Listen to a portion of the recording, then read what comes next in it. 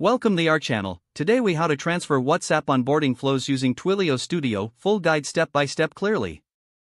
Start by logging into your Twilio account. Once logged in, navigate to the Twilio Studio dashboard. Click on the Create a New Flow button to start a new project. Name your flow something relevant, like WhatsApp onboarding. Select Start from Scratch to build your flow from the ground up.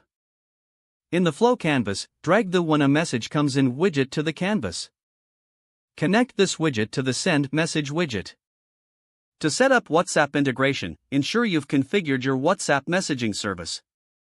In the When a Message Comes In widget, set the messaging service to your WhatsApp number. Next, configure the first message in the Send Message widget.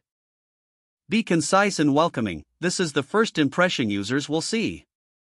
After sending the welcome message, add a split based on condition widget. Here, you will set up different pathways based on user responses. Configure conditions for common replies such as yes or no, create additional send message widgets for different responses.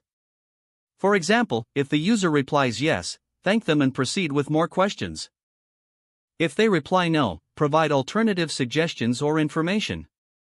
Continue to build out your flow by adding questions and responses. Make sure to connect each widget properly to maintain the flow. Utilize Gather Input on Call widgets if you need to collect user input. Adjust the timeout settings to ensure users have enough time to respond. Once your flow is complete, click on the Save button. Now, test the flow by sending a WhatsApp message to your Twilio number. Monitor the Twilio console for any errors or unresponsive pathways. Make adjustments to the flow as necessary based on your testing. After confirming everything works smoothly, you can publish your flow. Your WhatsApp onboarding flow is now ready for users. If the page does not load, refresh the browser or try again in a private or incognito window. Make sure you are using the correct email address, then retype it carefully to avoid small typos.